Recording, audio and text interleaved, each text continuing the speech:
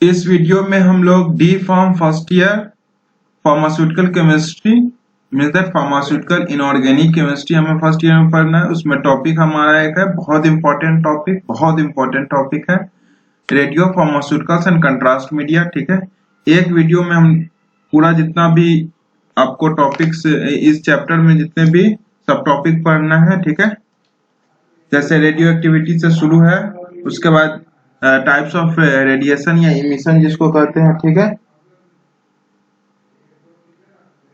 जैसे आपका alpha beta और गामा रेडिएशन हो गया। फिर उसका मेरा टॉपिक पढ़ना है बायोलॉजिकल इफेक्ट ऑफ रेडिएशन। ठीक है, रेडिएशन का फिर बायोलॉजिकल इफेक्ट्स क्या क्या है। ठीक है, उसके बाद रेडियो एक्टिविटी को मेजरमेंट करने के लिए हम इंस्ट्रूमेंट जो यूज करते हैं जीएम काउंटर, उसके बारे में जानना है।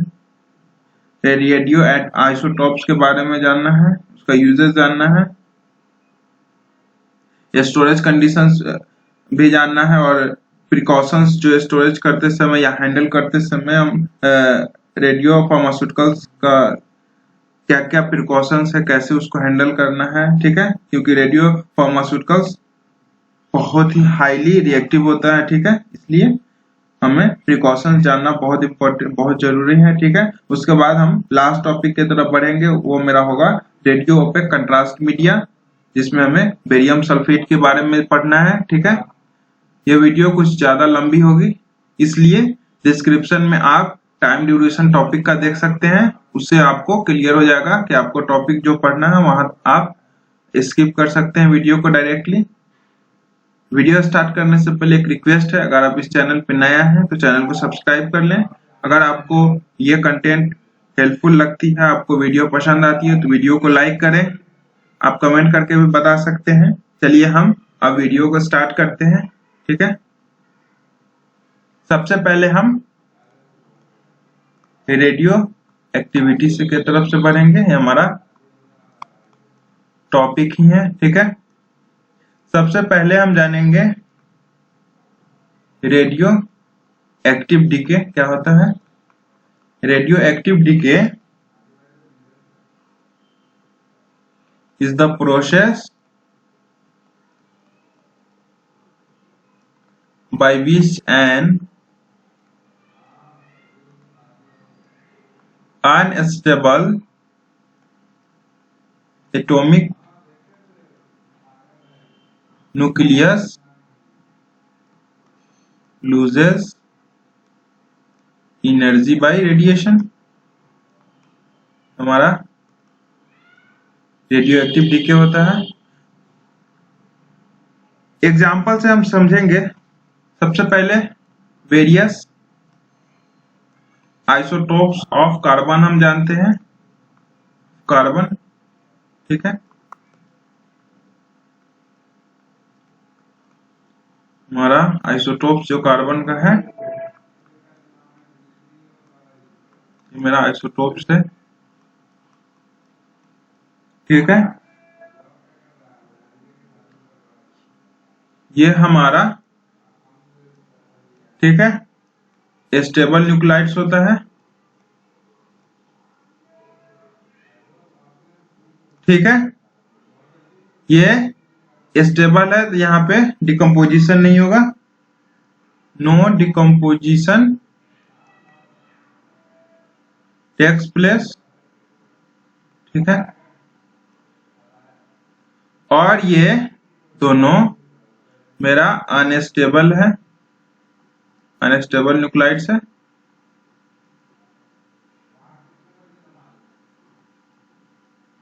ठीक है, इसलिए ये leads to decomposition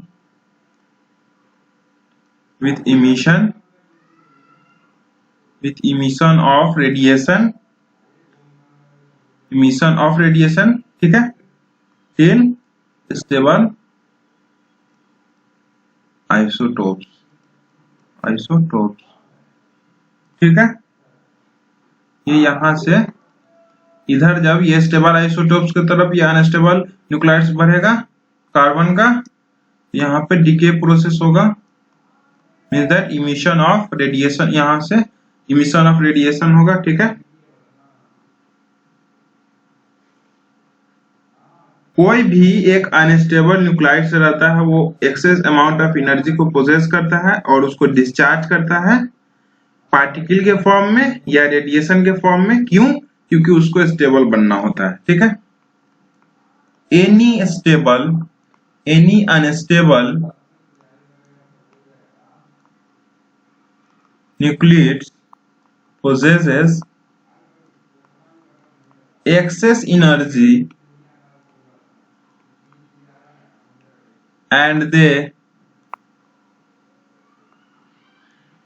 discharge this energy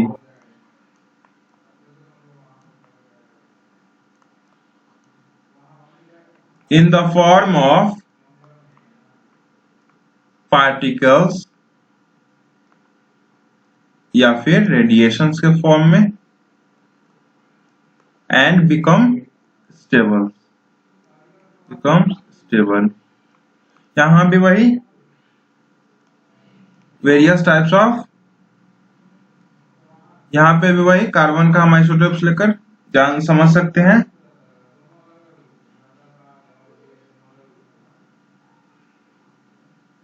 अब रेडियो एक्टिविटी हम जानेंगे। Property of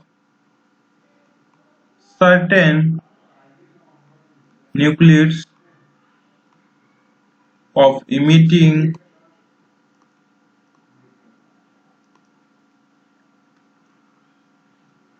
radiation by the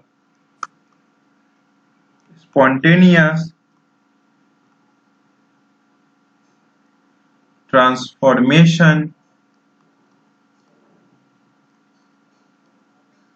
of their nuclei into those of other nuclides is known as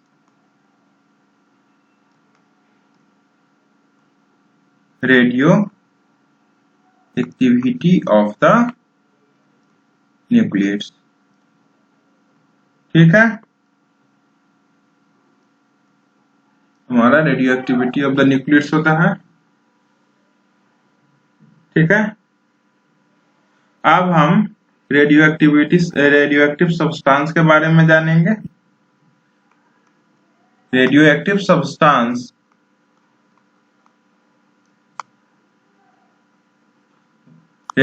substance वही होगा जो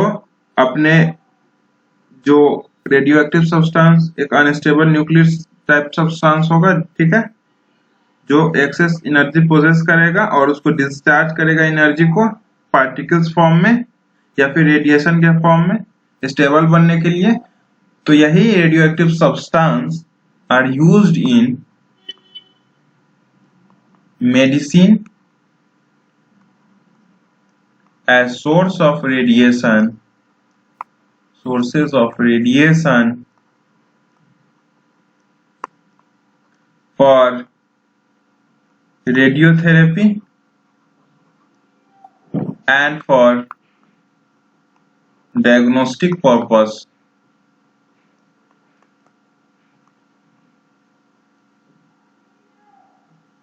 in a suitable preparation।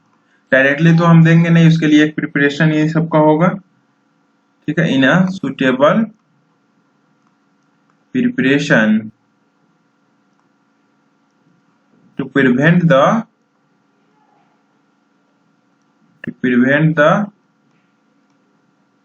escape of the radioactive nuclides। ठीक है, storage condition बहुत बड़ा मैटर प्ले करता है। यही preparation, these preparations are known as radiopharmaceutical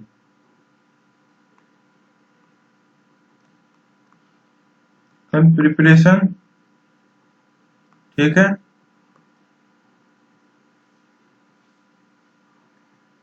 ये हमारा रेडियो एक्टिव फार्मास्यूटिकल प्रिपरेशन या फिर रेडियो फार्मास्यूटिकल प्रिपरेशन हम जान गए क्या होता है। ठीक है, इसके बाद हम यूनिट जानेंगे रेडियो एक्टिविटी का।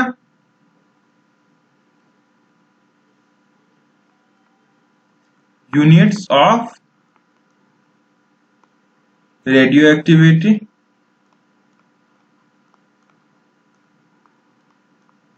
ठीक है। Fundamental unit of the fundamental unit of radioactivity is curie, ठीक है। मिली क्यूरी भी कर सकते हैं, फिर कन्वर्ट करना होगा और भी अदर कंपोनेंट्स को, या फिर माइक्रो क्यूरी भी कर सकते हैं, ठीक है। द एसआई यूनिट ऑफ, ये बेसिकली सीजीएस में चलता है, ठीक है। The SI unit of radio activity is defined in the term of becquerel BQ, ठीक है। 1 curie is equal to 3.7 into 10 to the power 10 BQ becquerel, ठीक है। अब हम यूनिट ऑफ रेडियो एक्टिविटी के बाद अब हाफ लाइफ जानेंगे, ठीक है।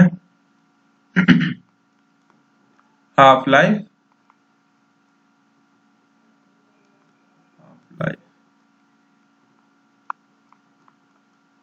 half life, the time taken for half of the radioactive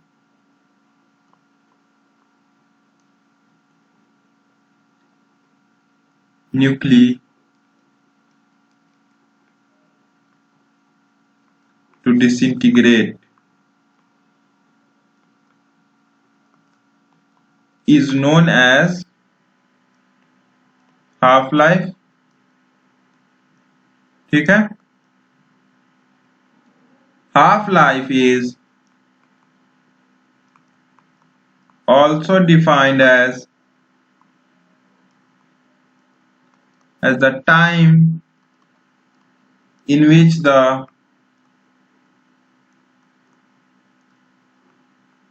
amount of radionuclide decays to half its initial amount, ठीक है। half life defined as the time in which the amount of radionuclide decays to half its initial amount, ठीक है। half life is related to decay constant. It is related to decay constant. decay constant को हम denote करते हैं lambda से। आगे हम decay constant के बारे में जानेंगे, ठीक है। Half life is equal to 0.693 by lambda, ठीक है। अब हम डीके कांस्टेंट जानते हैं,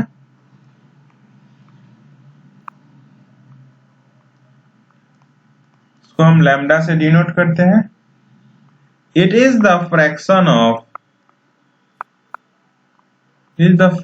of radioactive atoms that undergo transformation in unit time। ये आप हाफ लाइफ से भी डिराइव कर सकते हैं, ठीक है। decay constant is also known as disintegration constant, ठीक है।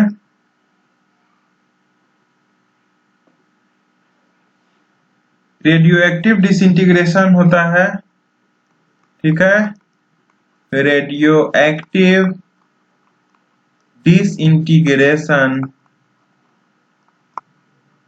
is independent to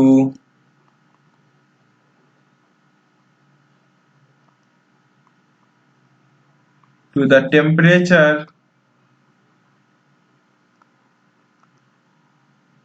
pressure and state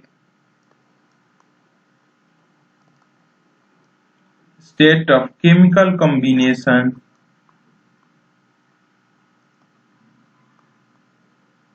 of the disintegrating atom।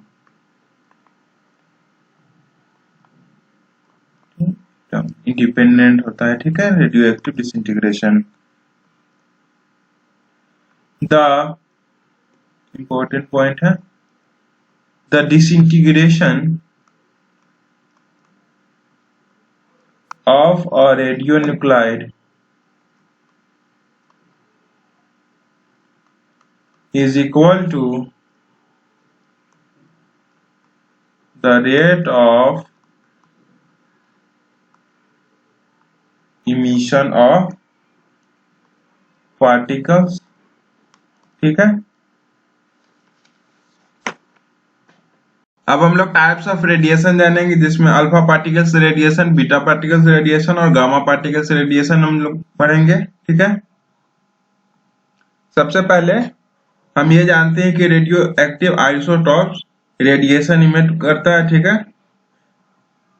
Charge particles of matter के फॉर्म में, बेसिकली अल्फा और बीटा पार्टिकल्स के फॉर्म में, ठीक है। The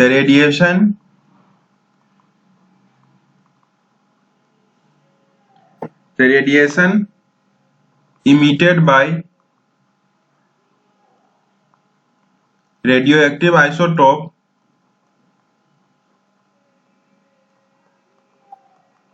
isotopes is in the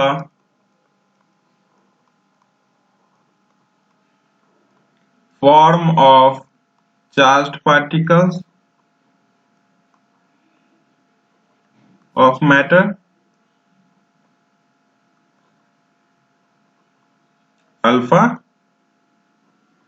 और बीटा पार्टिकल्स, ठीक है।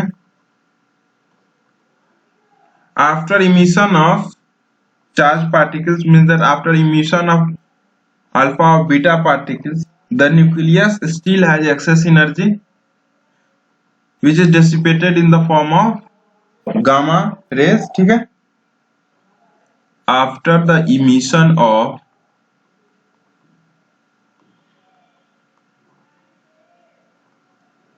ऑफ चार्ज पार्टिकल्स, कहां से इमिशन हो रहा है चार्ज पार्टिकल्स का? रेडियो एक्टिव आइसोटोप से, ठीक है। The nucleus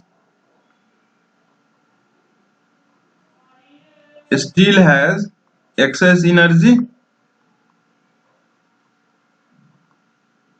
which is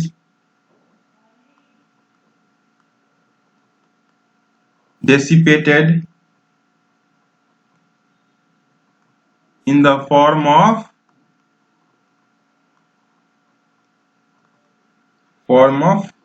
gamma rays, ठीक है। अब हम लोग अल्फा पार्टिकल्स, बीटा पार्टिकल्स और गामा रेज के बारे में जानेंगे, ठीक है। फर्स्ट है हमारा अल्फा पार्टिकल्स, ठीक है।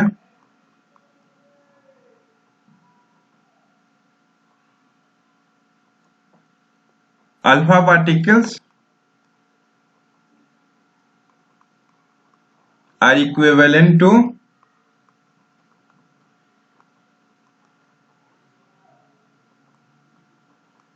हीलियम, ठीक है।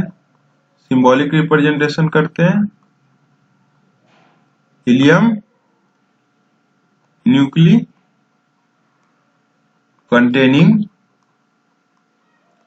हीलियम के पास दो प्रोटॉन रहता है और दो न्यूट्रॉन रहता है, ठीक है, कंटेनिंग दो प्रोटॉन्स। सिंबॉलिक रिप्रेजेंटेशन से पता चल रहा है, ठीक है, 2 protons and 2 neutrons।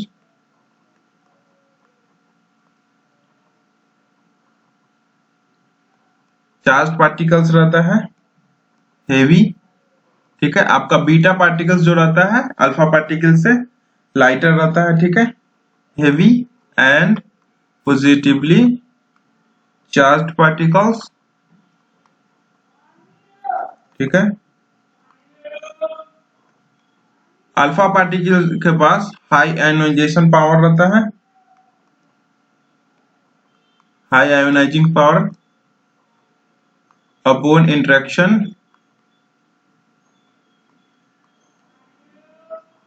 with air और अदर मीडिया, ठीक है, it's show high ionising power. Range हम जाने अल्फा पार्टिकल्स का, the range of alpha particles in air is few centimeters, sorry, and a fraction of millimeter in body tissue। क्यों? क्योंकि ionising power भी ज्यादा है, हेवी है, और हेवी मेन मैटर इसका है, हेवी ज्यादा है अल्फा पार्टिकल्स, ठीक है, इसलिए इसका स्पीड स्लो होगा, जिससे ये बॉडी टिश्यू को पेनिट्रेट कर नहीं कर सकता उतना, ठीक है।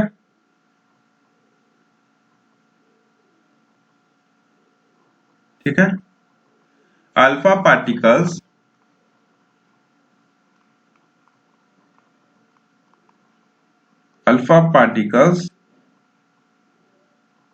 moves at relatively slow speed, क्योंकि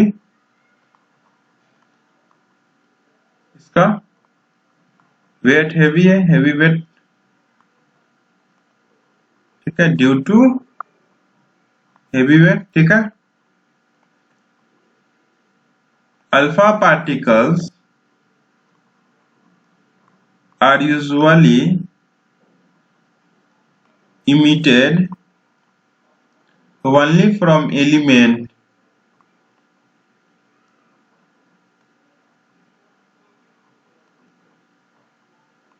having atomic number greater than 82, ठीक है। Alpha particles basically pharmaceutical preparation में यूज नहीं होता, क्योंकि इसके पास पेनिट्रेटिंग पावर बहुत ज्यादा कम है, ठीक है। Alpha particles are not used in pharmaceutical preparations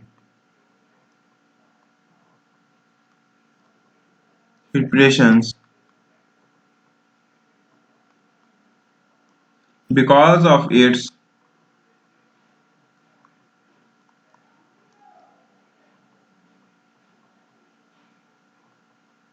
low penetrating power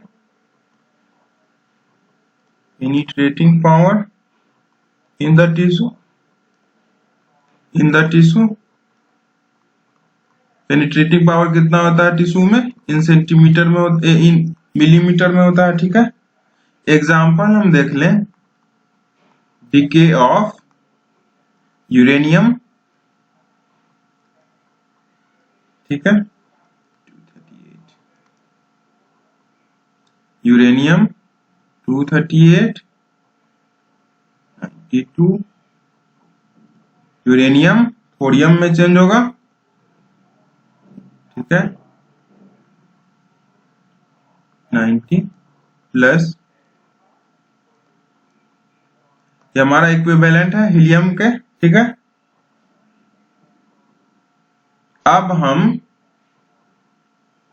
alpha particles के बाद हम जो सेकेंड पढ़ेंगे वो है बीटा पार्टिकल्स। बीटा पार्टिकल्स में हम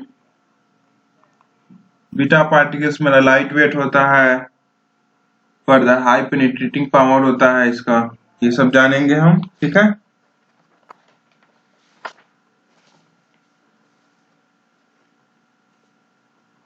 बीटा पार्टिकल्स का मास इलेक्ट्रॉन के मास के इक्वल टू होता है। ठीक है, beta particle have same mass as that of electron। ठीक है,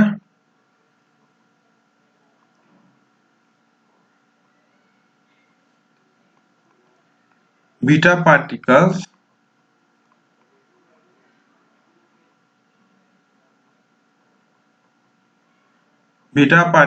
have lower mass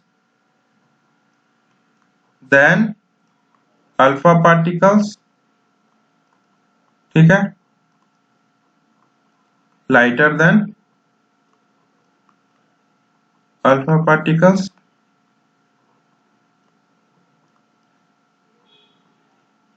so beta radiation या beta particles have greater penetrating power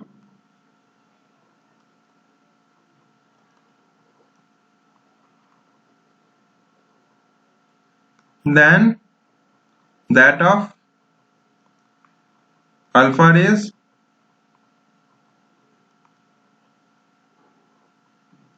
beta particles can travel at higher velocity as compared to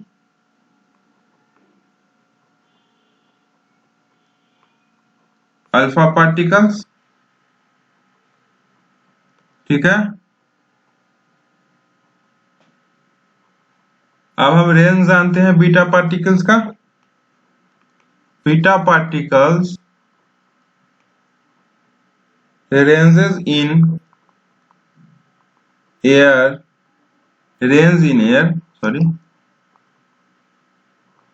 beta particle range in air is few meters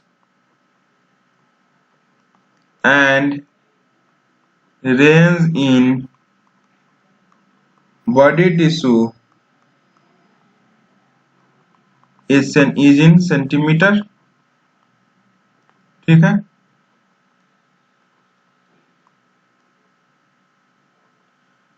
beta particles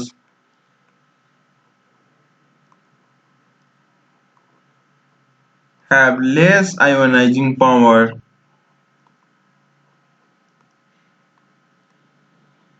than alpha particles। ठीक है, beta particles को कभी कभी नेगाट्रॉन्स कहा जाता है।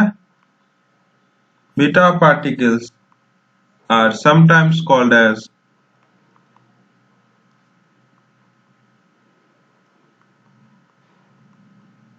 negatrons and they are emitted by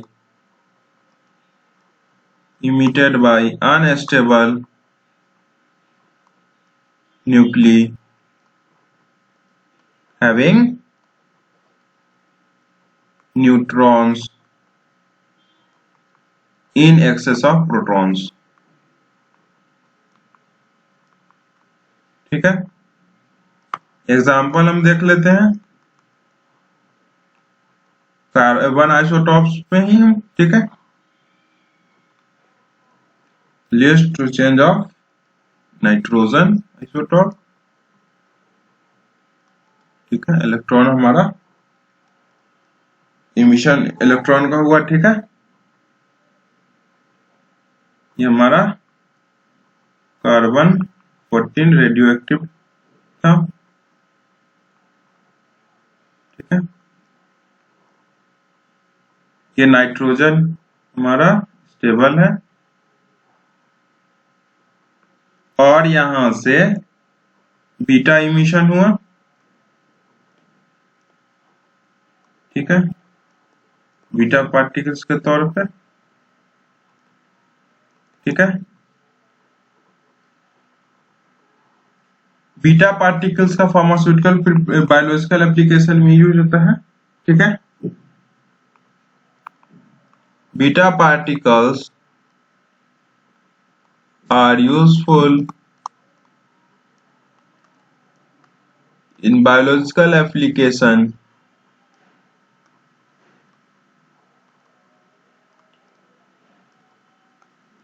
because of their high penetrating power, high penetrating power, ठीक है। इसके बाद हम लोग गामा रेडिएशन की तरफ चलेंगे, गामा रेडिएशन पढ़ेंगे। थर्ड मेरा जो है वो है gamma radiation,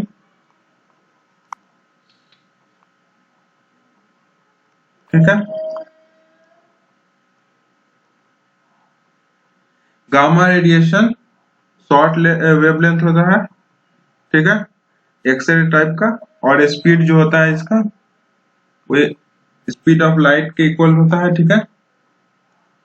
gamma radiation symbolic representation ऐसे होगा, gamma radiation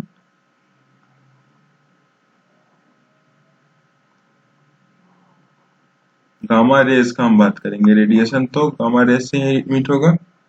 gamma rays are of short wavelength, ठीक है, एज सिमिलर टू एक्सरेज, अब एक्सरेज का हाई पेनेट्रेटिंग पावर होता है तो गामा रेज का भी हाई पेनेट्रेटिंग पावर होगा। Gamma rays have speed equal to speed of light, ठीक है। मीन्स द वेलोसिटी जो रहेगा वो लाइट के वेलोसिटी के तरह इतना रहेगा, ठीक है।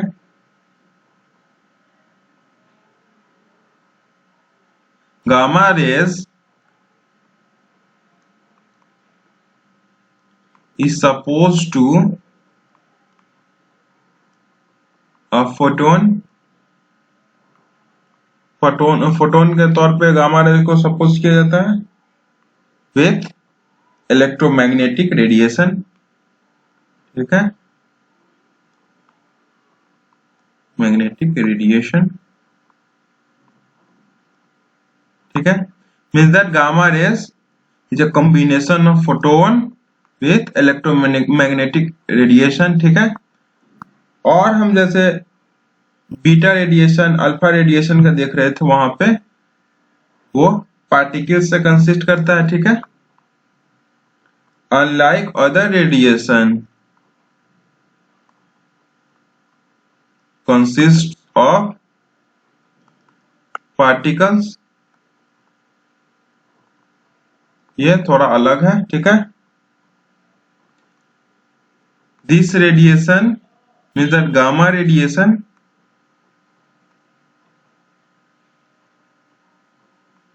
have high penetrating power,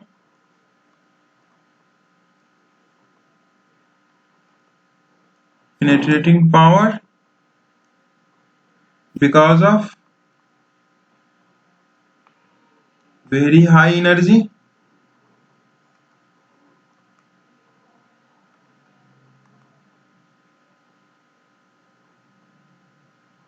मास नहीं रहता है गामा रेडिएशन के पास। Gamma radiation do not have mass, gamma rays होगा, रेडिएशन भी कर सकते हैं बट बेसिकली गामा रेज का हम बात करेंगे, इससे हमारा गामा रेडिएशन इमिट होता है। ठीक है, gamma rays do not have mass and charge but contains high energy.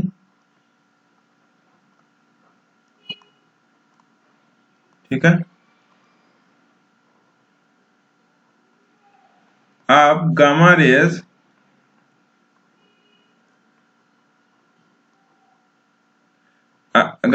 मेरा सॉरी अनचार्ज है।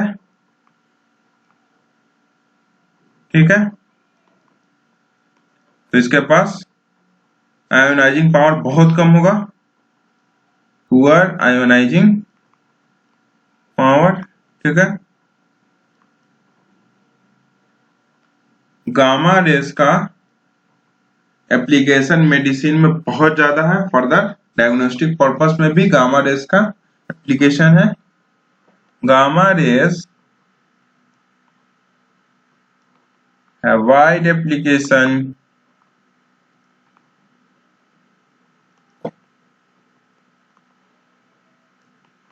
in medicine as well as in diagnostic purpose।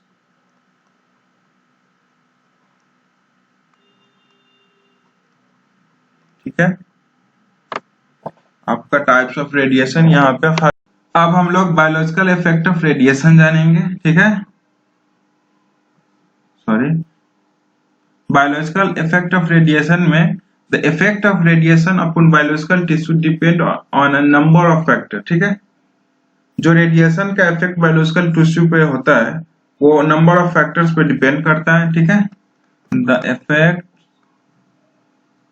Of radiation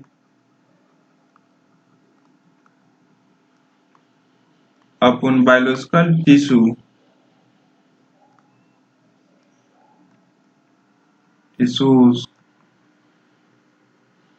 depends upon a number of factors। ठीक है,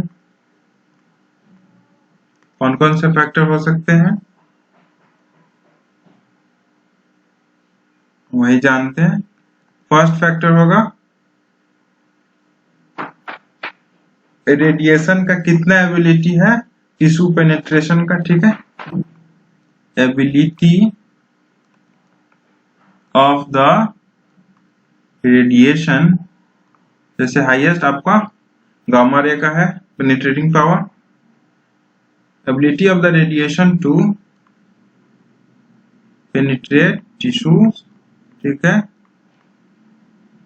second जो factor है energy of the radiation, energy of the radiation. Third factor है kind of the radiation, नहीं sorry, kind of particular tissue, जिस tissue पे radiation penetrate कर रहा है। ठीक है, और surface area of tissue expose to the radiation expose. ठीक है, और फिर लास्ट है डोज रेट ऑफ रेडिएशन, कितना अमाउंट रेडिएशन का पेनिट्रेट करा। ठीक है,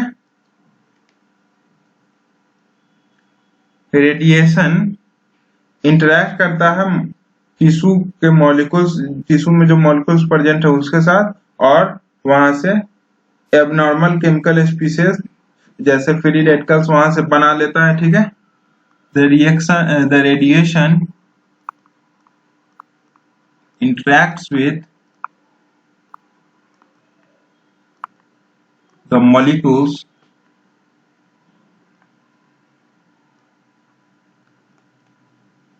present in the tissue and forms abnormal chemical species like ions or free radicals, जो टॉक्सिक स्पीशीज जनरेट होता है फ्री रेडिकल्स का, ठीक है, या फिर आयंस का, वो डीएनए को अल्टर कर सकता है और क्रॉस लिंकिंग अमीनो एसिड के बीच में बना सकता है, ठीक है। Toxic species generated can alter the DNA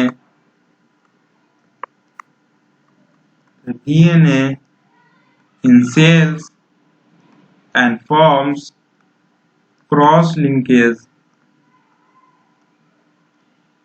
cross-linking between certain amino acids, ठीक है। रेडिएशन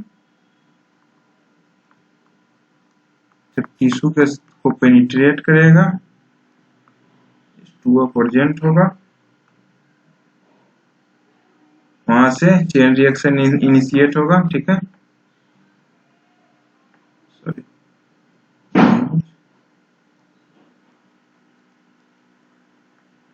ठीक है, यहाँ से H2 बन जाएगा, यहाँ से H2O2, यहाँ जनरेशन ऑफ फ्री रेडिकल्स होगा,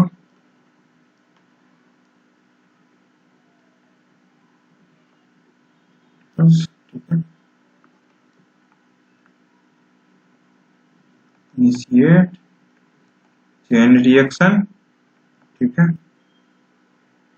H2 जो था वो लीड्स करेगा change in local tissue pH, ठीक है, और H2O2 जो फ्री रेडिकल्स के हेल्प से बना वो leads to tissue necrosis and destruction of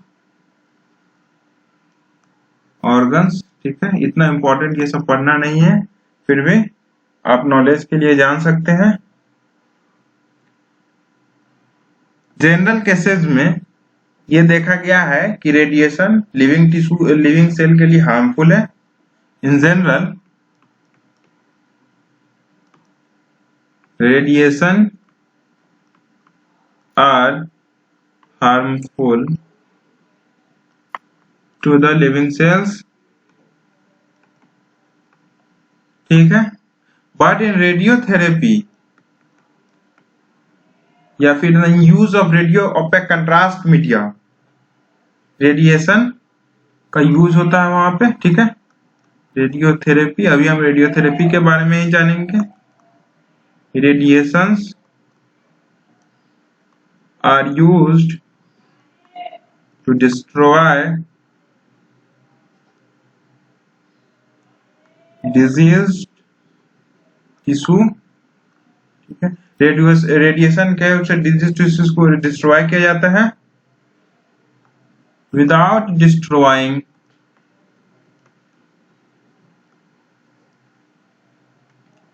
the healthy tissue. यह कैसे मुमकिन है? तो डिजीज टिश्यू का जो डोज रेट ऑफ रेडिएशन रहता है वो एक हेल्दी टिश्यू के डोज ऑफ रेडिएशन से अलग रहता है, ठीक है। अब हम फर्दर कुछ इंपॉर्टेंट पॉइंट्स जानेंगे इसका, बायोलॉजिकल इफेक्ट ऑफ रेडिएशन का। तो गामा रेडिएशन स्टार्टिंग में हमने पढ़ा था, सबसे इंपॉर्टेंट मोस्ट पेनिट्रेटिंग पावर इसके पास रहता है,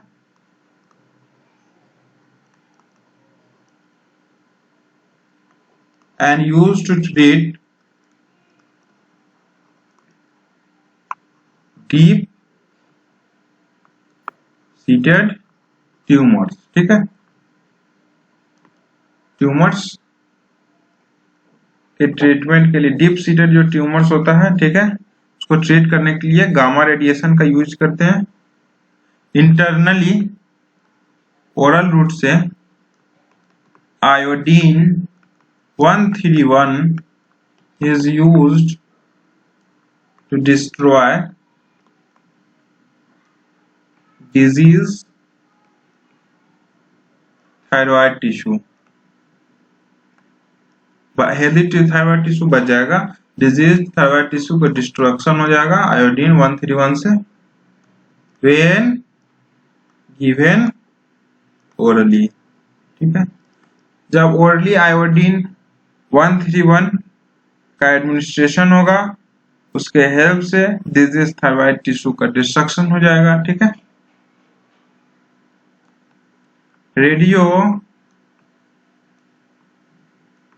radionuclides are also used for diagnostic purpose, diagnosis के केस में। ठीक है,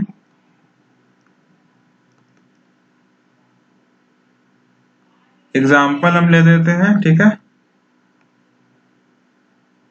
आयोडीन 131 अभी हम लोग ने यहां पढ़ा था, आयोडीन 131 से हम study of function of particular organ में बेसिकली मेरा है थायराइड ग्लैंड। ठीक है, आयोडीन 131 के यूज से हम थायराइड ग्लैंड के पार्टिकुलर ऑर्गन जो मेरा थायराइड ग्लैंड है उसके फंक्शन का हम स्टडी कर सकते हैं बाय यूजिंग आयोडीन 131। ठीक है, further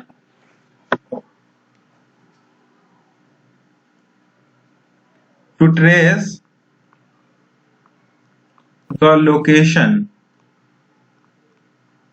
of objects and site of radioactivity with the help of radiation detector।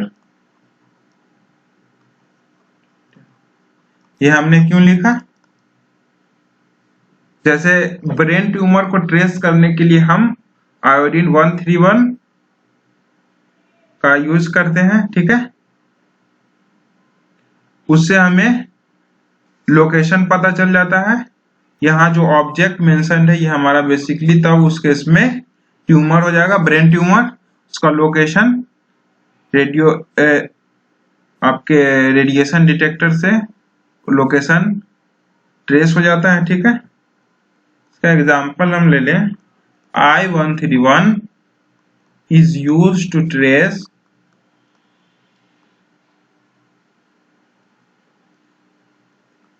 Brain tumour. अब हम प्रोसीड्यूर जानेंगे आखिर कैसे होता है ये सब।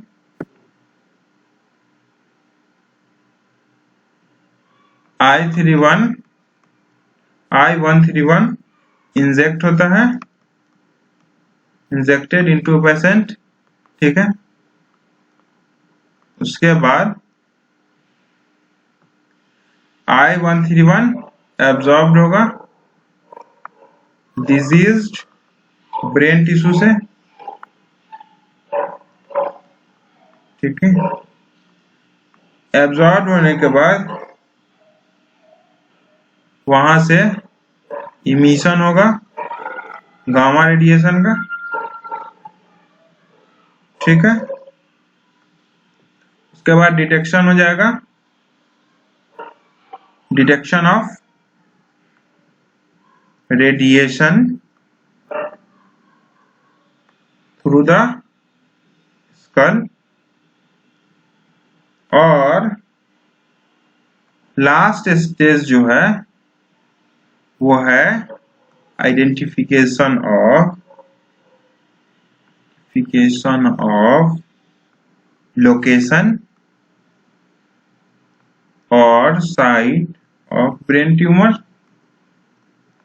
ठीक है, हमारा बेसिकली ये टॉपिक जो था मेरा बायोलॉजिकल इफेक्ट्स ऑफ रेडिएशन यहाँ पे खत्म हुआ। ठीक है, इसके बाद हम लोग जानेंगे measurement of radio activity, that उसका नाम है जो मेजरमेंट ऑफ रेडियो एक्टिविटी में जो इक्विपमेंट यूज होता है उसका नाम है जीएम काउंटर। अब हम लोग measurement of radio activity topic cover करने जा रहे हैं। Measurement of radio activity.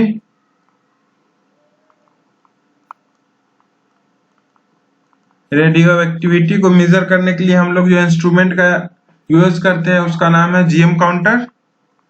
Instrument वो है हमारा जीएम काउंटर। इसका हम लोग वर्किंग जानेंगे और वर्किंग से पहले हम लोग कंस्ट्रक्शन जानेंगे और उसके बाद वर्किंग जानेंगे हम जीएम काउंटर का। ठीक है, इससे पहले कुछ पॉइंट्स जानते हैं। Radiations are high speed charge particles.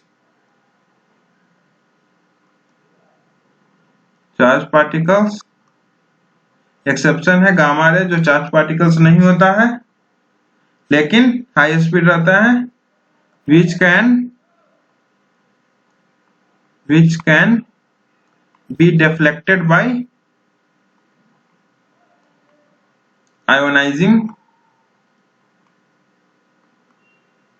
matter, electric and magnetic field,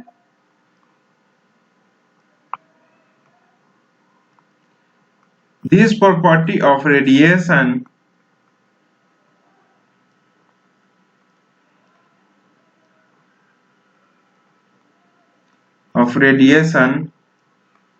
are utilized in their detection and measurement of radiation.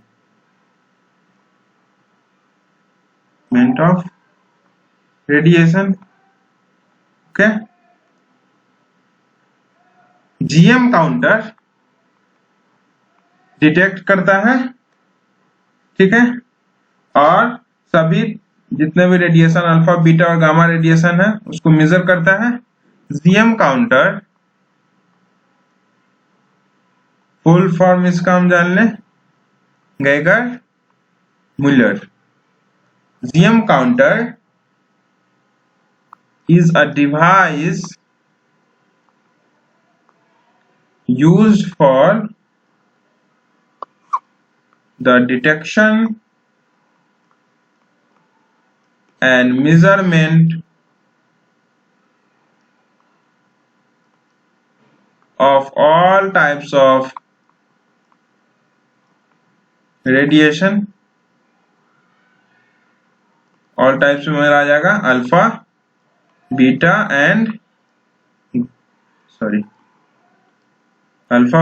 And gamma radiation. ठीक है, अब हम कंस्ट्रक्शन जानते हैं, उसके बाद वर्किंग जानेंगे। ठीक है, यहाँ पे कंस्ट्रक्शन बन जाएगा। ठीक है, इस तरह का एक चैम्बर रहता है। ठीक है, इस तरह का चैम्बर कहें, ट्यूब कहें इसको। ठीक है, हमारा ये सिलेंड्रिकल टाइप का हमारा ये कैथोड रहता है, मेटल केस। ठीक है, 1 से 2 सेंटीमीटर डायमीटर का ये वाला रहता है, 1 से 2 सेंटीमीटर डायमीटर रहता है।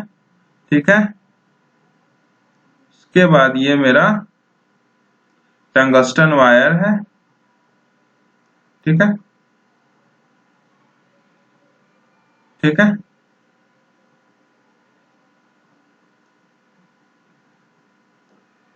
ये मेरा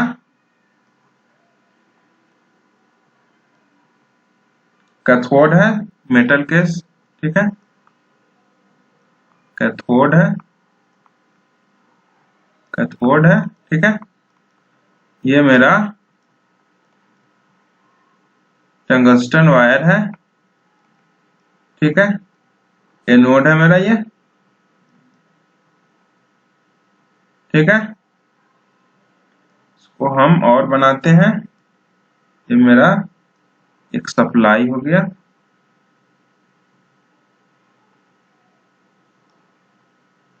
ठीक है।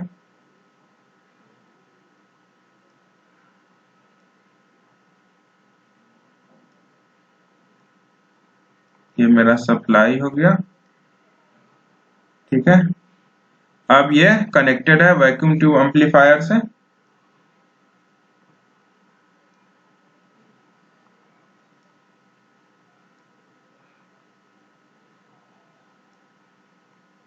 ऐसा ही फिगर होगा, ठीक है। और vacuum tube amplifier digital counter से कनेक्टेड है।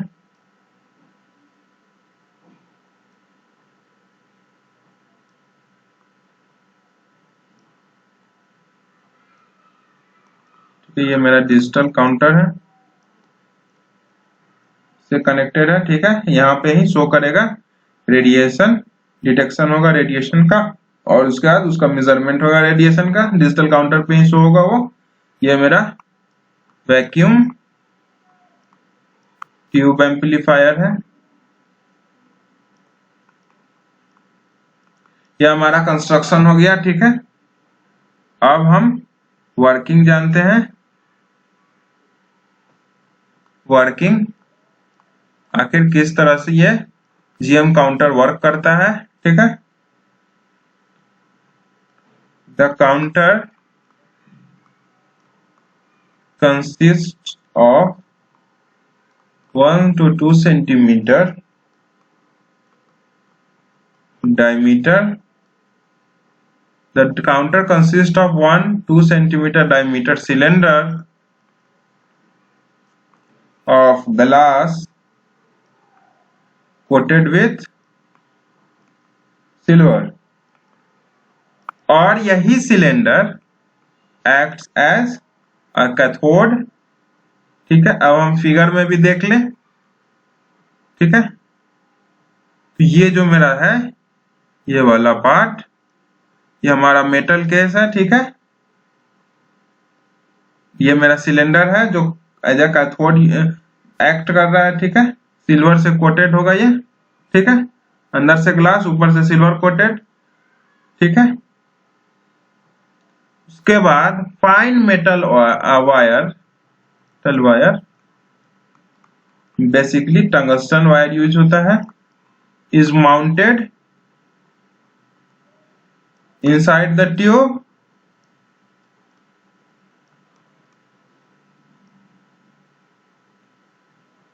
which acts as a anode, ठीक है। ये मेरा, ठीक है, कुछ होता है, ठीक है, आपको ट्यूब में, ठीक है। और ये मेरा एनोड के तौर पे यूज होता है, ठीक है। टंगस्टन वायर एनोड है मेरा, और मेटल केस जो ग्लास का है ऊपर से सिल्वर कोटेड, वो मेरा कैथोड के तौर पे यूज होता है, कैथोड है ये, ठीक है। उसके बाद जो चैम्बर का स्पेस जो बच गया, ये वाला इतना जो अंदर में पूरा स्पेस जो बच रहा है सब, ठीक है, वो आयोनाइजिंग गैस जैसे आर्गन और हीलियम के साथ फिलअप होता है, और उसमें quenching vapour ethanol basically use होता है, उसको उससे फिल किया जाता है, ठीक है। The space in the chamber is filled with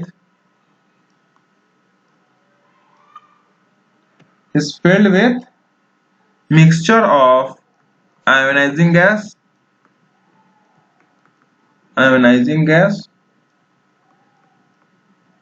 such as argon, air and helium, He, and a small proportion of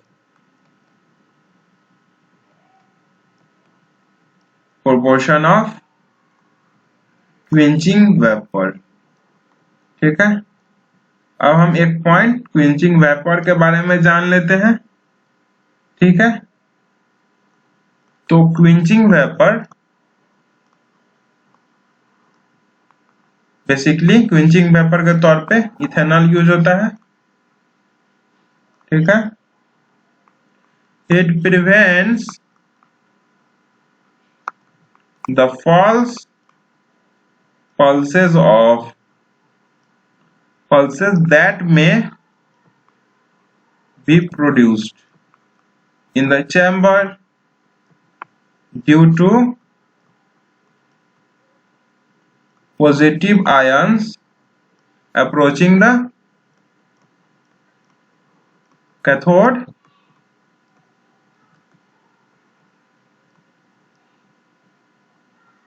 and absorbs photons emitted by active atom by excited atoms, ठीक है। जो हम quenching vapour का use करते हैं, क्या कहते हैं उसको, चैम्बर को फिल अप करने में आयोनाइजिंग गैस के साथ, ठीक है। उसका मेन पर्पस रहता है पल्सेस को प्रिवेंट करना। पल्सेस कब प्रोड्यूस होगा? आयंस, जब पॉजिटिव आयंस अप्रोच करेगा कैथोड को तब पल्सेज वहां पे प्रोड्यूस होगा। और दूसरा काम इसका रहता है, ये फोटॉन्स का एब्जॉर्ब करता है। फोटॉन्स एक्साइटेड एटम्स है तो वहां पे फोटॉन्स वहां पे इमिट होगा, उसको क्विंचिंग वेपर, ठीक है। बेसिकली जो इथेनॉल यूज होता है या फिर इथाइल फॉर्मेल्डिहाइड यूज होता है वो उसको एब्जॉर्ब कर लेता है, ठीक है। जो सिलेंडर हम यूज कर रहे हैं एज अ कैथोड, वो हमारा ट्यूब का बॉडी भी है और एक्ट कर रहा है कैथोड की तरह भी। The cylinder serves both as the body of the tube and as the cathode, ठीक है।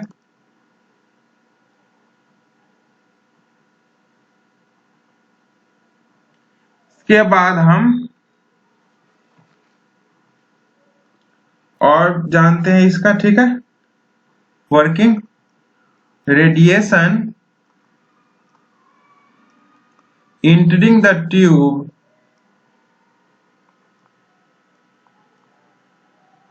through the window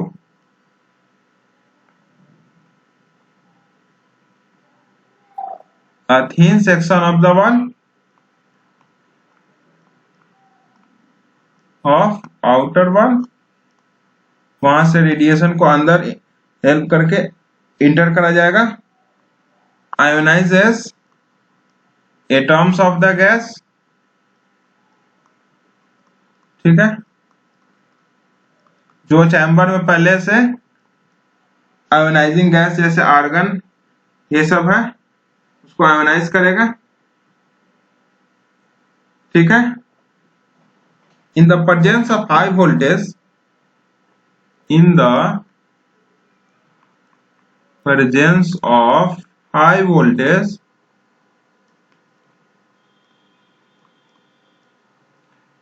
atoms of the gas है, इसमें क्विंचिंग वेपर होगा, आयोनाइजिंग गैस जैसे आर्गन होगा, हीलियम होगा, ठीक है। In the presence of high voltage the electrons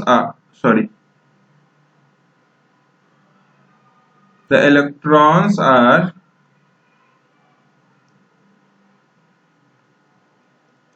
attracted by the anode, ठीक है, and positively charged particles are attracted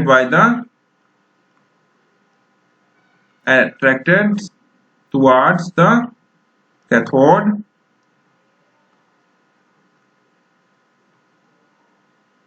ठीक है, which leads to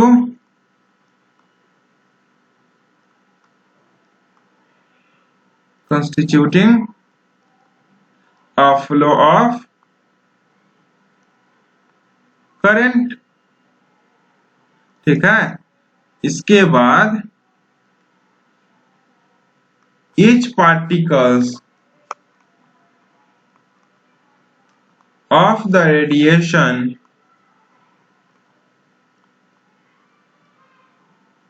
generates a pulse of current which can be recorded by a scalar। ठीक है, किसी भी एक scale से हम रिकॉर्ड कर लेंगे। ठीक है, and displayed by digital counter, जो उसमें लास्ट में लगा हुआ था डिजिटल काउंटर, जीएम काउंटर में उस पर डिस्प्ले होगा। ठीक है, अब हम लोग रेडियो एक्टिव फार्मास्यूटिकल प्रिपरेशन जानेंगे। ठीक है, रेडियो एक्टिव फार्मास्यूटिकल प्रिपरेशन। ठीक है, फार्मास्यूटिकल प्रिपरेशंस। ठीक है, हम लोग रेडियो आइसोटोप्स के बारे में जानेंगे। ठीक है, प्रॉपर्टीज जानेंगे, यूज जानेंगे, और हम रेडियो आइसोटोप्स को कहाँ पे स्टोर करते हैं और प्रिकॉशंस जानेंगे हैंडलिंग के दौरान, और फिर ऑफिशियल जो प्रिपरेशंस हैं, ठीक है, उसके बारे में हम जानेंगे, यूजेस। ठीक है, तो हम लोग अब इस वीडियो को हम आगे तक बढ़ेंगे इसमें। ठीक है, इस वीडियो में हम लोग अभी पूरा ये कवर करने जा रहे हैं, पूरा सिलेबस ही कवर करेंगे इसमें आपका रेडियो फार्मास्यूटिकल्स और कंट्रास्ट मीडिया का। ठीक है, लास्ट टॉपिक इसमें होगा आपका रेडियो ओपेक कंट्रास्ट मीडिया। तो रेडियो एक्टिव फार्मास्यूटिकल्स, ठीक है, are unique medical formulation containing radioisotopes which are used in various clinical areas for mainly diagnosis and therapeutic purpose। ठीक है, radio pharmaceuticals are unique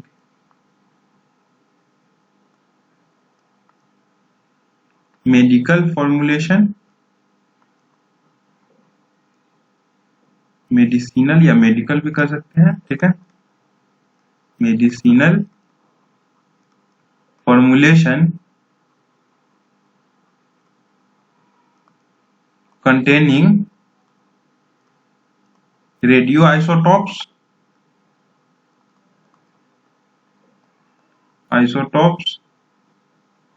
which are used in major clinical areas for diagnostic, फिर for therapeutic purpose. ठीक है, Indian pharmacopoeia में वैसा कोई radio isotopes mention नहीं है, मींस दैट कोई ऐसा रेडियो फार्मास्यूटिकल्स मेंशन नहीं है। हाँ, लेकिन ब्रिटिश फार्माकोपिया और यूनाइटेड स्टेट फार्माकोपिया में वैसा कुछ रेडियो आइसोटॉप्स यूज होते हैं एज अ फार्मास्यूटिकल प्रिपरेशन। ठीक है, Indian pharmacopoeia does not include any radiopharmaceuticals,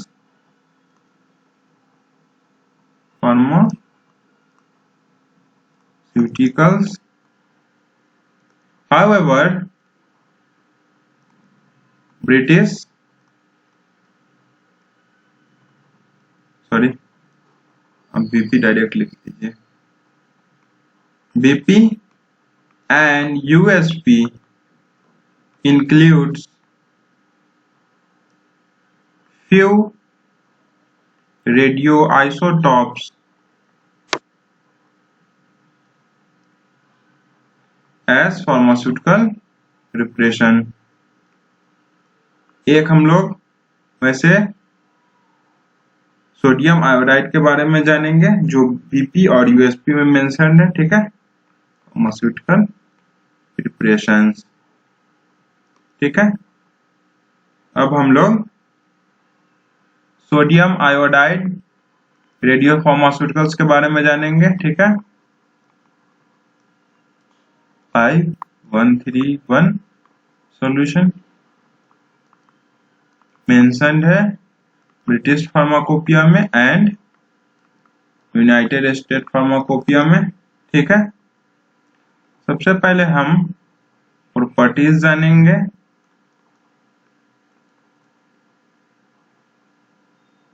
तो जो सोडियम आयोडाइड 131 I131 सॉल्यूशन है should not contain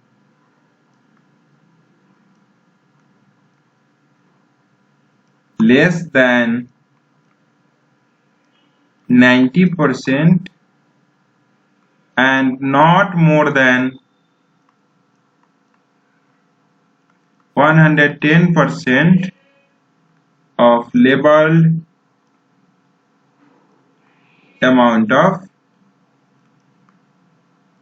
iodine I131 as iodide, ठीक है।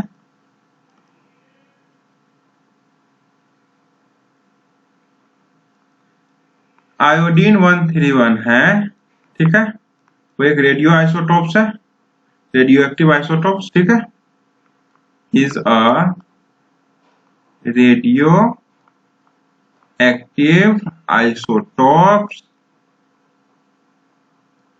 of iodine processed in the form of sodium iodide NaI, sodium iodide, ठीक है। हमारा फर्दर प्रॉपर्टीज जानते हैं। तो सोडियम आयोडाइड NaI131, ठीक है, क्लियर सॉल्यूशन होता है। It is a clear colourless solution radioactive half-life of I131 is 8.04 days, ठीक है। ये प्रिपरेशन सोडियम आयोडाइड प्रिपरेशन जो होता है वो रिड्यूसिंग एजेंट कंटेन्स करता है, जैसे sodium thiosulphate. This preparation contains suitable reducing agent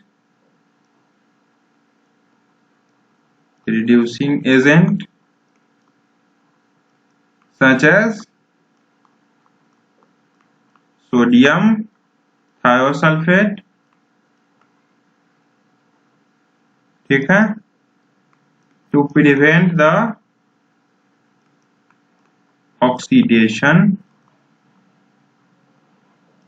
of sodium iodide in aqueous solution।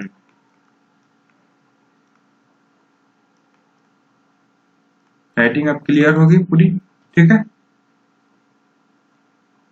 इसके बाद हम जाने पैकेजिंग एंड स्टोरिंग का, ठीक है, रेडियो एक्टिव आइसोटोप्स के पैकेजिंग और स्टोरिंग का, ठीक है। पैकेजिंग एंड स्टोरिंग, क्योंकि ये रेडियो एक्टिव प्रिपरेशंस है, इसका स्टोरेज पे बहुत ज्यादा ध्यान देना है और पैकिंग पे भी। द सॉल्यूशन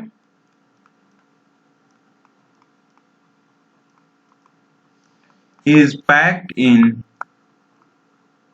सिंगल कंटेनर या फिर मल्टी डोज कंटेनर, सिंगल और multi-dose container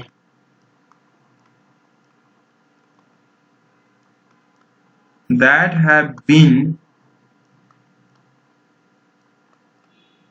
previously treated to prevent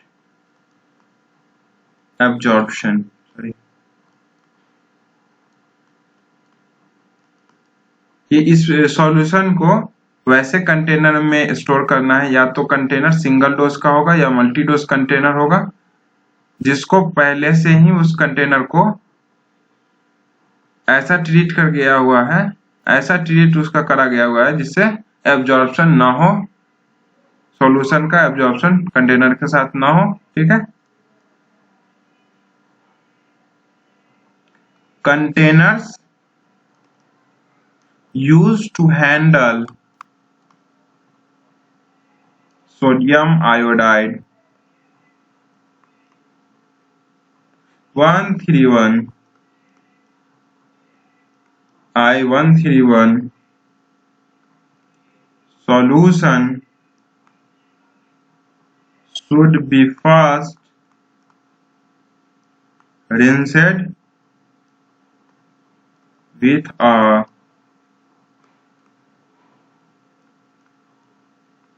solution containing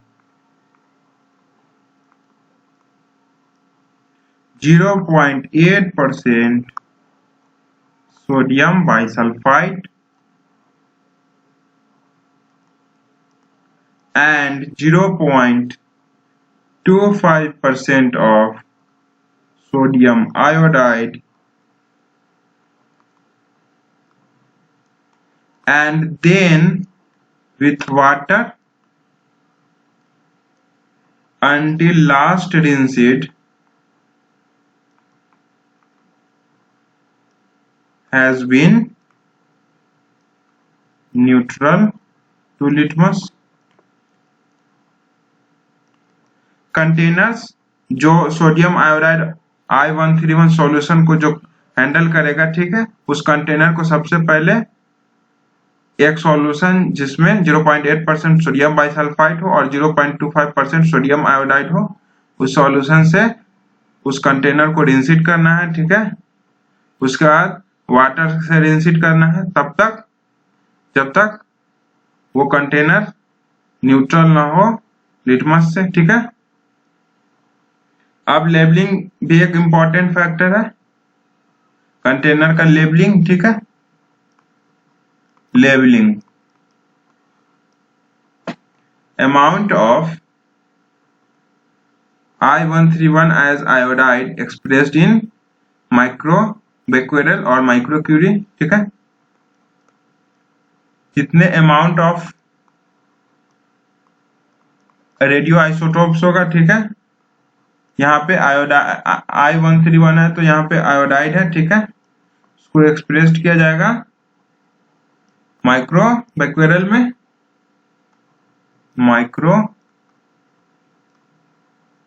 माइक्रोबेक्वेरल में या फिर माइक्रोक्यूरी में। ठीक है,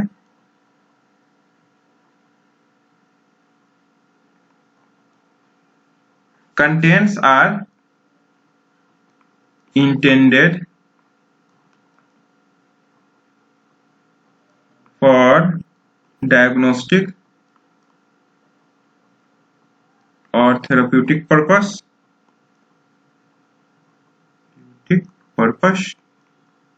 ये लेबल ये कंटेनर पे ये सब मेंशन होगा। ठीक है,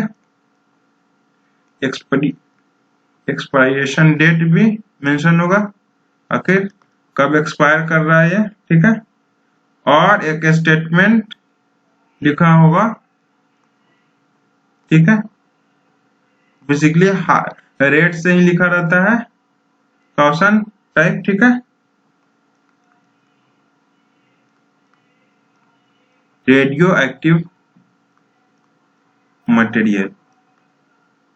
ठीक है, या फिर एक और क्वेश्चन होगा, ये और में है, contains रेडियो एक्टिव मटेरियल। ठीक है, लेबलिंग में यही होगा। अब हम यूजर जानते हैं।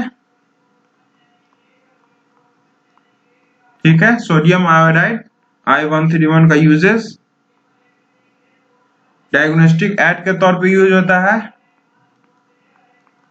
It is used as diagnostic aid for studying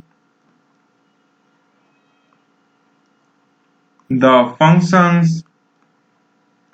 studying the functioning of the thyroid gland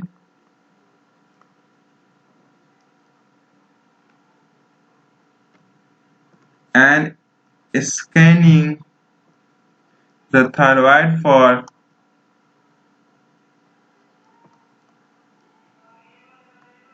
for determining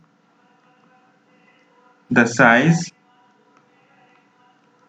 position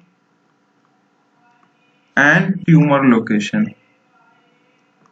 ठीक है, डायग्नोस्टिक एड के तौर पे यूज होता है फॉर द डायग्नोसिस। ठीक है, डायग्नोसिस पर्पस के लिए डायग्नोस्टिक एड के तौर पे ये थायराइड ग्लैंड के बारे में पढ़ने के लिए और उसका जो फंक्शनिंग जानने के लिए ये सोडियम आयोडाइड I131 यूज होता है। ठीक है, और थायराइड को स्कैन करने के लिए उसके साइज को, पोजीशन को और ट्यूमर लोकेशन जानने के लिए यूज होता है। ठीक है, it is therapeutically used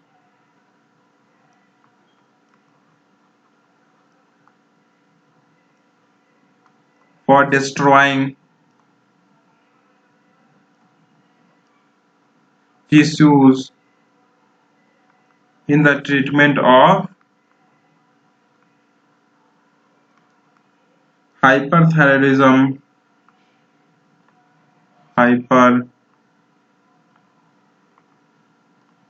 hyperthyroidism and thyroid carcinoma। ठीक है, अब हम प्रिकॉशंस जानेंगे इन the case of handling of the sodium iodide I131। ठीक है, precautions to be taken in handling of the sodium iodide 131। ठीक है,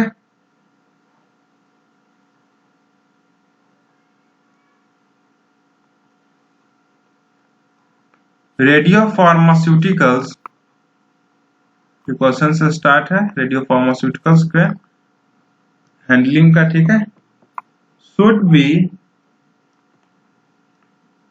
used only by personnel who are qualified, means that वैसे पर्सन ही इसको हैंडल करे या फिर यूज करे जो क्वालिफाइड है। ठीक है, who are qualified by training and experience in the safe use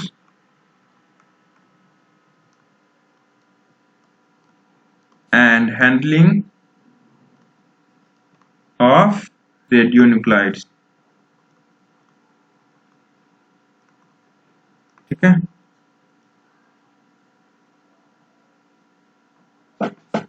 the organization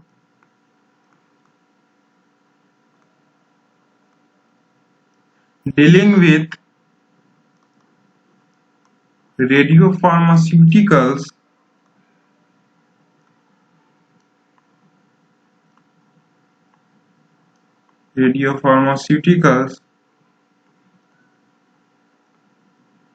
should be approved by government agency authorised,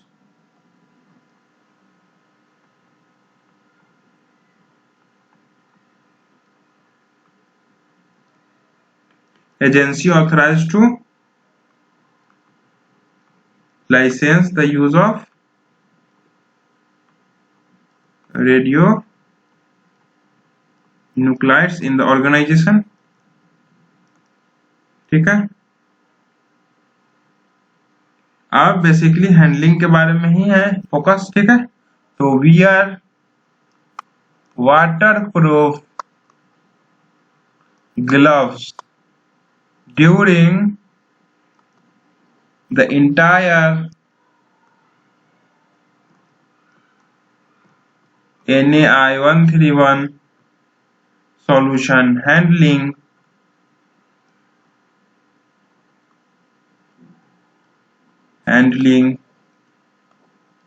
and administration procedure।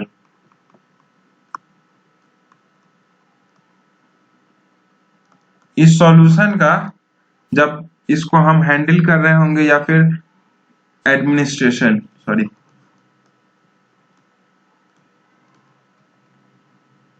या फिर हम किसी पेशेंट को इस ड्रग का, इस रेडियो फार्मास्यूटिकल का हम एडमिनिस्ट्रेशन कर रहे होंगे, उस समय हमें वाटर प्रूफ ग्लव्स पहन कर रहना है।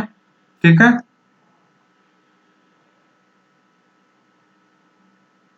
Maintain adequate shielding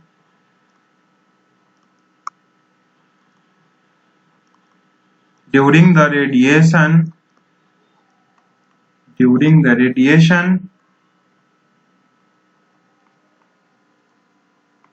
emitting life of the product। ठीक है, ये सब प्रिकॉशंस है हैंडलिंग ऑफ NaI-131 का। ठीक है, उसके बाद measure the patient dose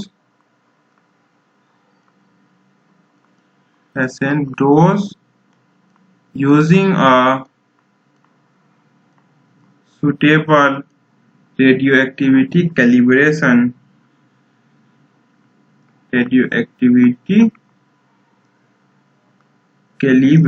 system prior to administration of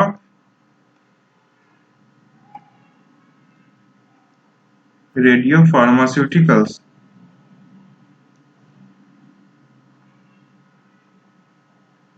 ठीक है, लास्ट पॉइंट है इसका टॉपिक का, radio active materials should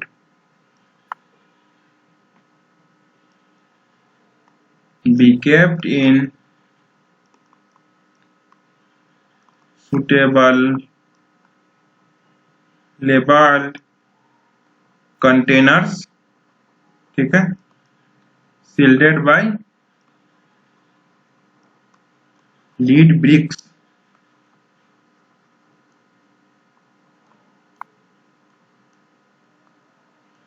and preferably in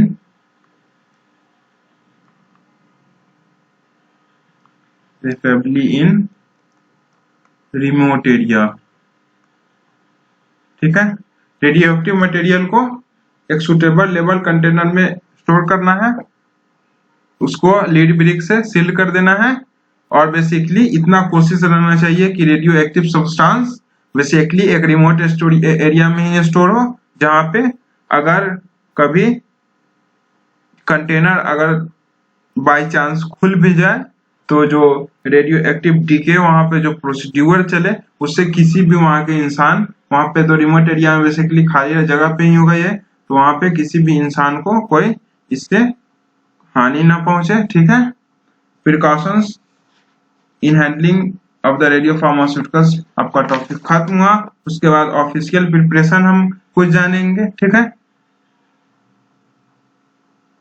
official preparation जानेंगे, उसका रेडियो न्यूक्लाइड्स जानेंगे, ठीक है, और उसका यूज जानेंगे।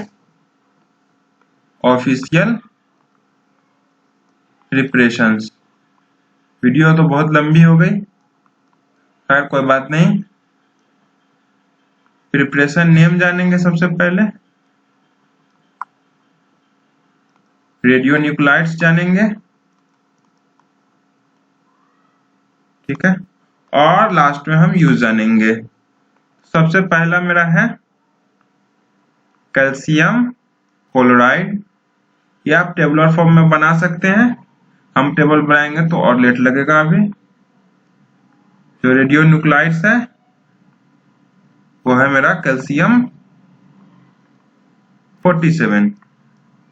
यूज जाने तो यूरेनरी एंड फैकल मार्क इंडिकेशन में यूज होगा, ठीक है। सेकेंड जो प्रिपरेशन है वो है हमारा सोडियम क्रोमेट। जो न्यूक्लाइड्स है वो क्रोमियम 51 है, ठीक है।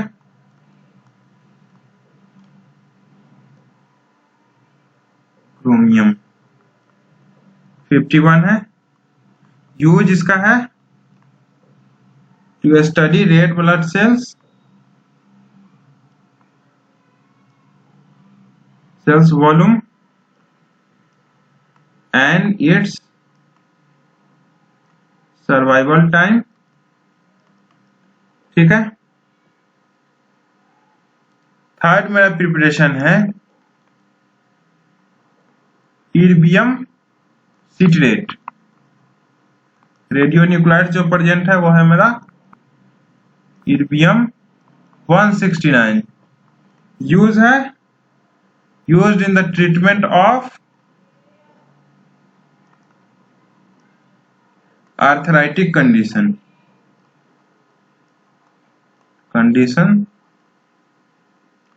ऑफ स्मॉल ज्वाइंट, ठीक है। फोर्थ जो मेरा है प्रिपरेशन वो है गैलियम सिट्रेट। गैलियम सिट्रेट, ठीक है। गैलियम सिट्रेट का रेडियो न्यूक्लाइड से गैलियम 67। यूज इसका है diagnosis of various infected and inflammatory lesions।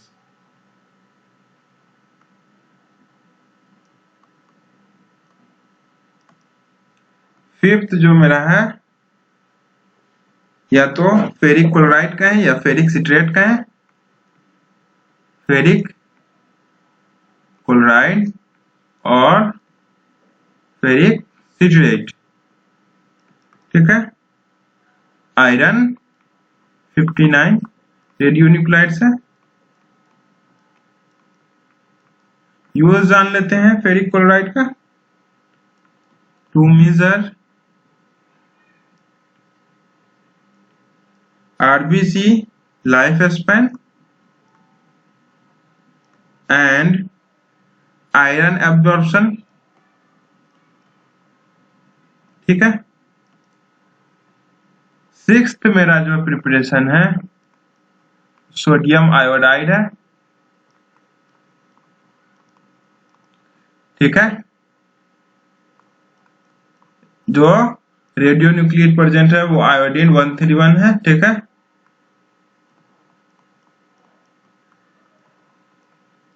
ठीक है। यूजेस है सोडियम आयोडाइड का,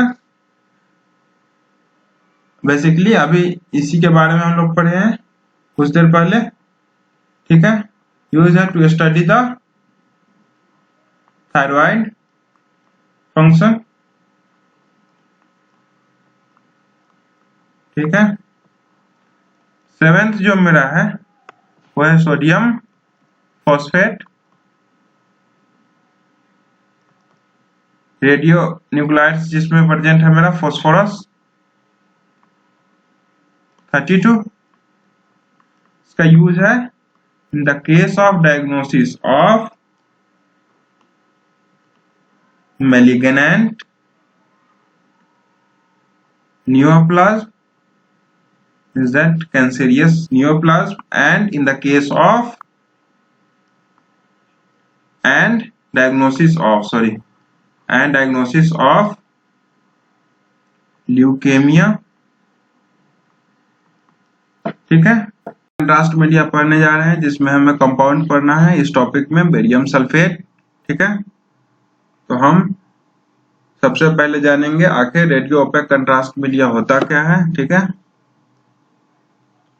ये हमारा एक डायग्नोस्टिक ड्रग होता है। ठीक है, radio OPEC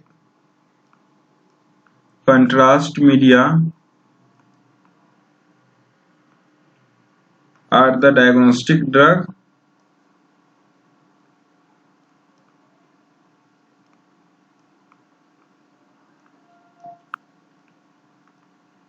which are used for the enhancement of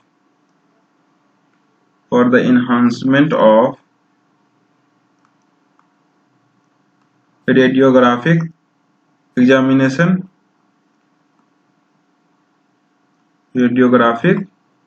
examination या फिर डायरेक्टली हम कर सकते हैं एक्सरे के इन्हांसमेंट के लिए हम रेडियो ओपेक कंट्रास्ट मीडिया का यूज करते हैं। These substances are the compound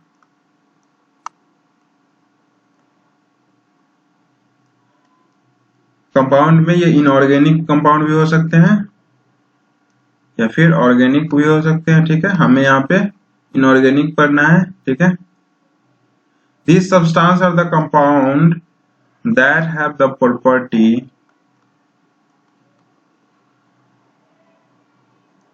of casting a shadow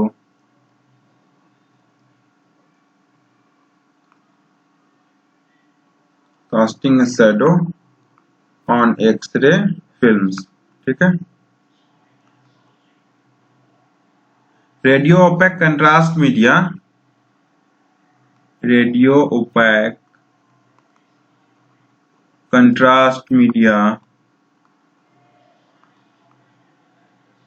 has the ability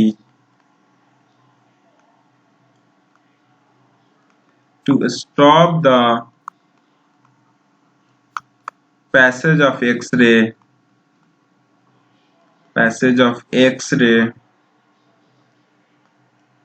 and hence appear opaque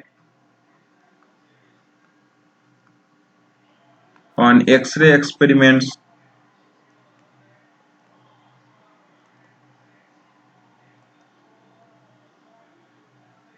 x ray examination experiment यहाँ कैसे होगा एग्जामिनेशन। ठीक है, such compounds and their preparations are called as radio OPEC contrast media.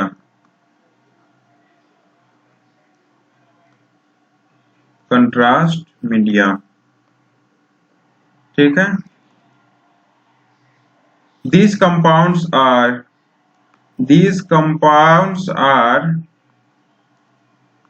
useful for the examination of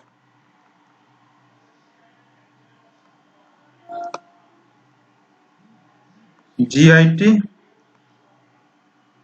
ठीक है, kidney, इसको हम urography कहेंगे, किडनी के जो एक्सरे एग्जामिनेशन होगा उसको। ठीक है, liver cholecystography, gall bladder and blood vessels of इन सभी केसेस में हम रेडियो ओपेक कंट्रास्ट मीडिया का यूज करेंगे, जिससे एक्सरे का इन्हांसमेंट होगा। एंजियोग्राफी गॉल ब्लैडर के लिए और कार्डियोग्राफी हार्ट के लिए, ठीक है। और भी बहुत सारे हैं, ठीक है। इसके बाद जो हमें कंपाउंड पढ़ना है उसका नाम है बेरियम सल्फेट, ठीक है। कंपाउंड जो पढ़ना है वो हमारा है बेरियम सल्फेट, ठीक है। फॉर्मूला आपका है, केमिकल फॉर्मूला बेरियम सल्फेट का BaSO4 डायग्नोस्टिक एजेंट है।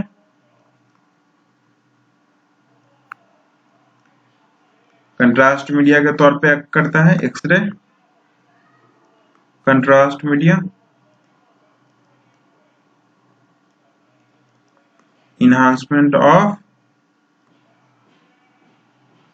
एक्सरे फिल्म्स के लिए हम यूज करते हैं, used in enhancement of X-ray films, ठीक है। प्रिपरेशन हम जाने, by reacting barium chloride with sulfuric acid हम प्रिपेयर करेंगे barium sulphate sulphuric acid. Reaction हम देख लें, रिएक्शन बहुत इंपॉर्टेंट है, एग्जाम में लिखना इंपॉर्टेंट है ये। BaCl2 barium chloride plus H2SO4 sulphuric acid, यहाँ से हमें बेरियम सल्फेट और ये हाइड्रोक्लोरिक एसिड मिलेगा, ठीक है।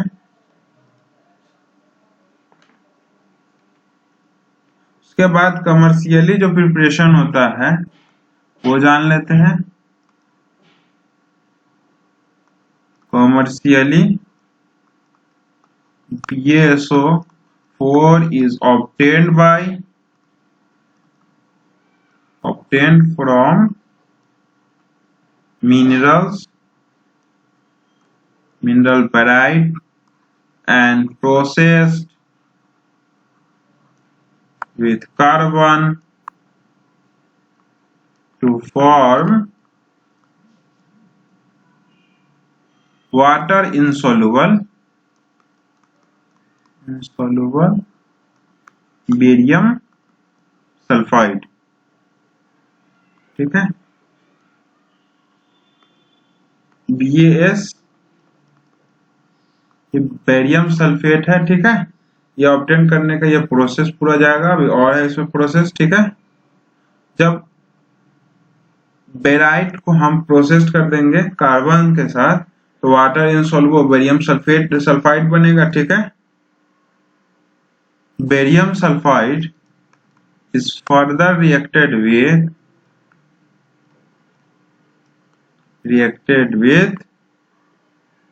sulfuric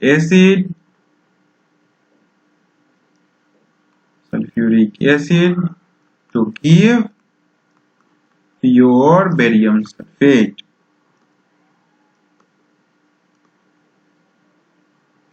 ठीक है। रिएक्शन हम देख लें, बेरियम सल्फाइड वो बेराइट को प्रोसेस कार्बन के साथ करेंगे तो बेरियम सल्फाइड मिलेगा। उसको जब हम सल्फ्यूरिक एसिड के साथ रिएक्ट कराएंगे तो वहां से हमें बेरियम सल्फेट मिलेगा, ठीक है। अब हम बेरियम सल्फेट का प्रॉपर्टीज जाने। It is white, odourless, small crystals, ठीक है। सॉल्युबिलिटी जाने तो it is insoluble in alcohol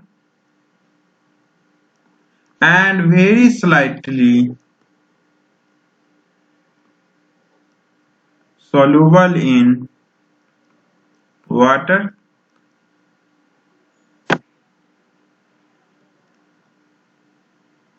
it reacts with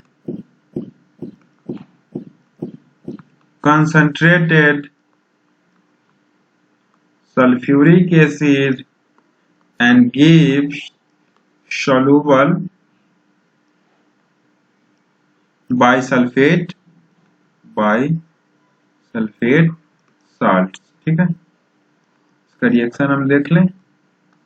barium sulphate जब कंसंट्रेटेड सल्फ्यूरिक एसिड के साथ रिएक्ट करेगा तो हमें बाइसल्फाइड साल्ट BaHSO4 मिलेगा। ठीक है, अब हम यूजेस जाने। Uses: barium sulphate used as diagnostic aid, as a radio opaque agent। ठीक है, and also used as contrast media for X-ray examination। Contrast media X-ray examination के लिए यूज होगा। ठीक है, ठीक है, X-ray examination of GIT in the form of barium meal. में एक ही इसमें रेडियो पे कंट्रास्ट मीडिया पढ़ना है तो इसको हम डिटेल में और पढ़ेंगे। BaSO4 barium sulphate is not soluble in gastric juice। Acidic रहता है गैस्ट्रिक जूस, सभी जानते हैं, फिर भी ये बेरियम सल्फेट इनसॉल्युबल नहीं है and does not produce the systemic effect of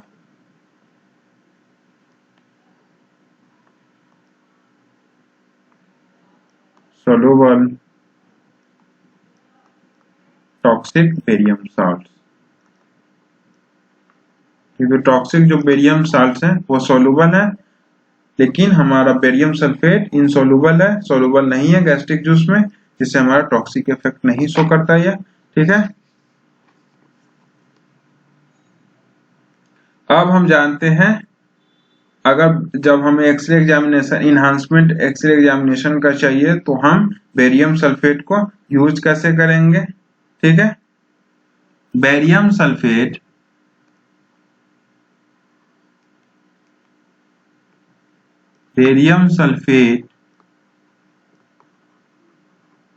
is ingested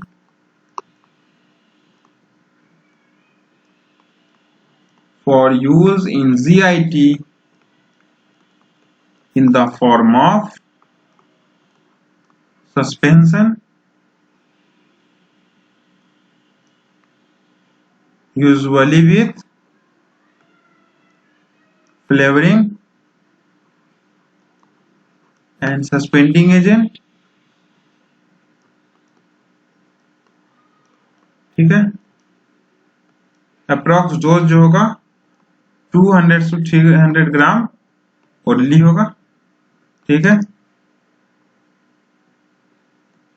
जब हम ये GIT के लिए था, ठीक है, गैस्ट्रोइंटेस्टाइनल ट्रैक्ट के एग्जामिनेशन के लिए, जब हम कोलोन के एक्सरे एग्जामिनेशन के लिए हम बेरियम सल्फेट का यूज करेंगे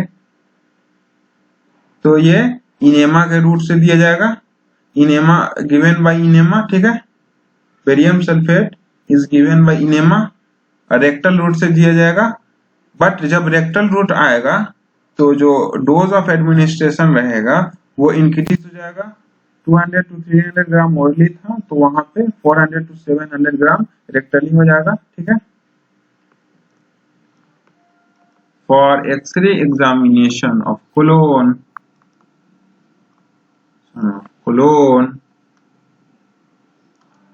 BaSO4 may be given by edeमा। ठीक है। डोज 400 to 700 ग्राम रेक्टली देना है, ठीक है। इडेमा नहीं, सॉरी इनेमा है, ठीक है।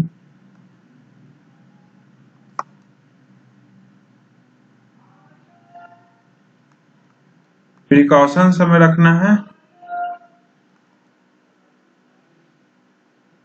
BaSO4 का यूज इंक्रीज करा देता है अल्सरेटिव कोलाइटिस का इंक्रीज हो जाता है। Use of barium sulphate increase ulcerative colitis, ठीक है।